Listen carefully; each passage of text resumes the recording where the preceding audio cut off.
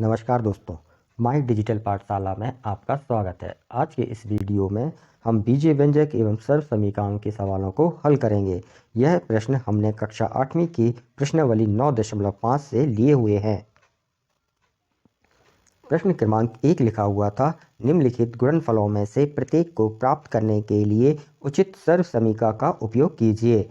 इस प्रश्न के हम 8वां, 9वां और 10वां यह तीनों सवाल हल करेंगे। सवालों को हल करने से पहले मैं आपकी जानकारी के लिए बता दूं कि बीजीय व्यंजक एवं सर्व समीकरणों के अन्य सवालों को यदि आप देखना चाहते हैं तो उनकी लिंक डिस्क्रिप्शन बॉक्स में दी गई है।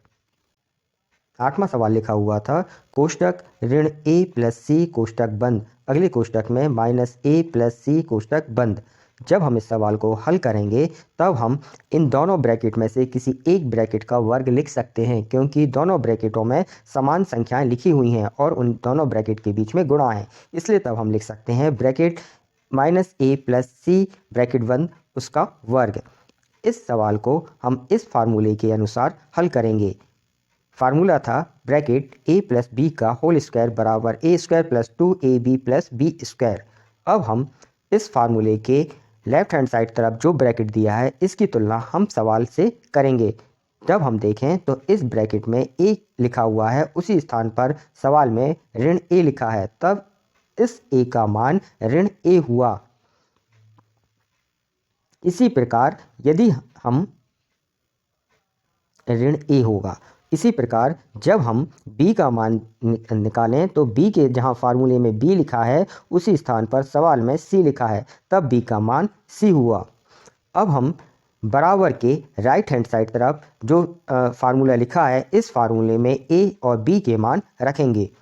बराबर के नीचे हमने बराबर का निशान लिखा, यहाँ a स्क्वायर लिखा है। अब a का मान ऋण a है, इसलिए हमने ऋण a का वर्ग लिखा। यहाँ पर प्लस लिखा था इसलिए हमने यहाँ प्लस लिखा। यहाँ 2 लिखा है तब हमने यहाँ 2 लिखा। यहाँ a का मान ऋण a है और b का मान सिर्फ c है। यहाँ प्लस है इसलिए हमने यहाँ प्लस लिखा। यहाँ b का वर्ग लिखा है, b का मान c है इसलिए हमने c का वर्ग लिखा। जब हम इस सवाल को आगे हल करेंगे तब ऋण a का वर्ग लिखा है। जब हम ऋण a का वर्ग करेंगे तो ऋण और ऋण का गुणा करने पर धन हुआ, इसलिए यहाँ a स्क्वायर लिखा। ये प्लस है और ये माइनस है, प्लस और माइनस का जब हम गुणा करेंगे तब वह माइनस हुआ। यहाँ 2 लिखा था तब हमने यहाँ 2 लिखा। a और c का जब हम गुणा करेंगे तब वह a इंटू सी हुआ। यहाँ प्लस है इसलिए हमने यहाँ प्लस लिखा। c का वर्ग करने पर c स्क्वायर ही रहेगा। यह इस सवाल का उत्तर हुआ। हम 9वां प्रश्न हल करेंगे। 9वां प्रश्न लिखा था, कोष्टक x/2 प्लस 3y/4 कोष्टक बंद, अगले कोष्टक में x/2 धन 3y/4 कोष्टक बंद। इस सवाल में ये दोनों ब्रैकेट एक से हैं, दोनों की संख्या समान है, इनमें किसी तरह का कोई अंतर नहीं है, ना चिन्हों में ना संख्याओं में। इसलिए जब हम इस सवाल को हल करेंगे तो हल करते समय हम किसी एक ब्रैकेट का वर्ग लिख सकते हैं, क्योंकि इन दोनों ब्रैकेटों के बीच कोई निशान नहीं है, इसलिए हम यहाँ गुणा का निशान मानेंगे।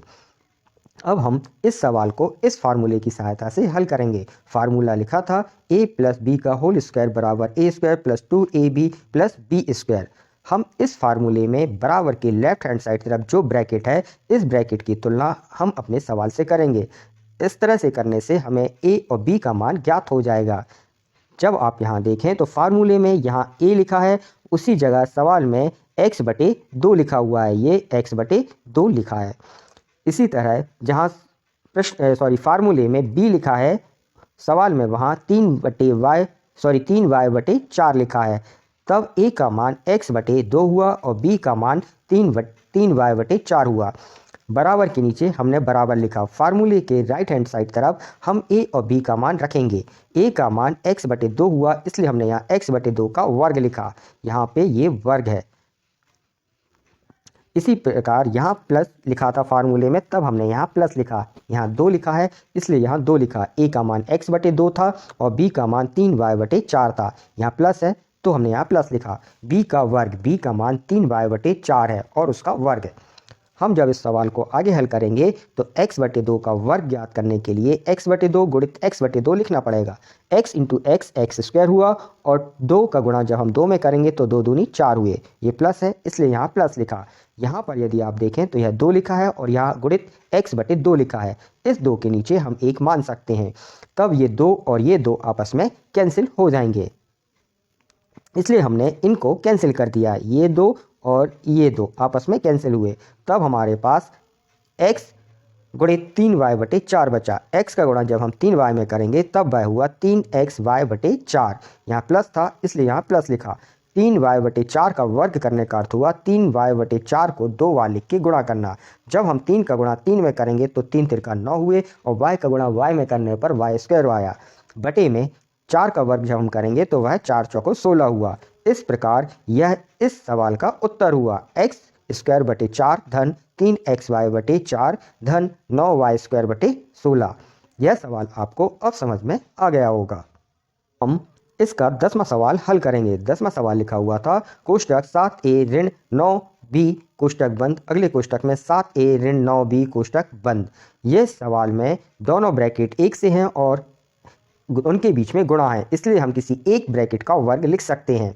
अब हम इस सवाल की तुलना इस फार्मूले से करेंगे। पिछले 2 सवालों में हमने प्लस का फार्मूला लिया था, यह माइनस का फार्मूला है और माइनस के फार्मूले में सिर्फ 2ab के आगे माइनस आता है, बाकी b स्क्वायर के आगे प्लस ही रहेगा। जब हम इसकी तुलना करें, फार्मूले की तुलना सवाल से करेंगे तो a का मान यहाँ 7a हुआ, इसी प्रकार b का मान 9b रहेगा। यहाँ पे माइनस है, यहाँ माइनस है, इसलिए यहाँ प्लस और माइनस का क्वेश्चन नहीं आता है, ये कैंसिल हो जाएंगे। अब बराबर के राइट हैंड तरफ जहाँ a है वहाँ हमें 7a लिखना है और जहाँ b लिखा हुआ है वहाँ हमें 9b लिखना है। बराबर के नीचे हमने बराबर लिखा, a के स्थान पर 7a लिखा और उसका वर्ग था इसलिए यहाँ वर्ग लिखा। माइनस तो यहाँ पे माइनस, यहाँ 2 लिखा है तो 2a का मान 7a है, b का मान 9b हुआ। प्लस के स्थान पर प्लस लिखा, b की वैल्यू 9b है इसलिए हमने 9b का वर्ग लिखा क्योंकि फार्मूले में वर्ग है।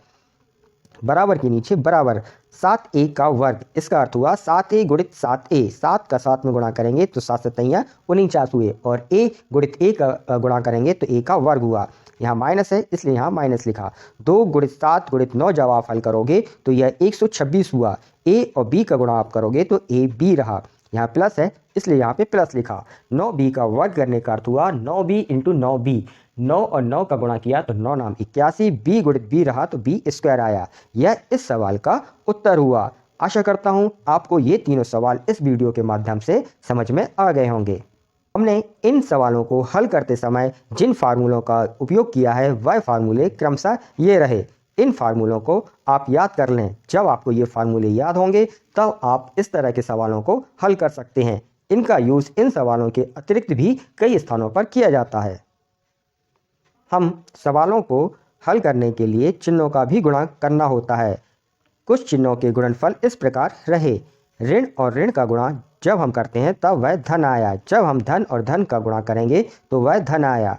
ऋण और धन का जब हम गुणा करेंगे तो वह ऋण आया, धन और ऋण का जब हम गुणा करेंगे तो वह ऋण आया।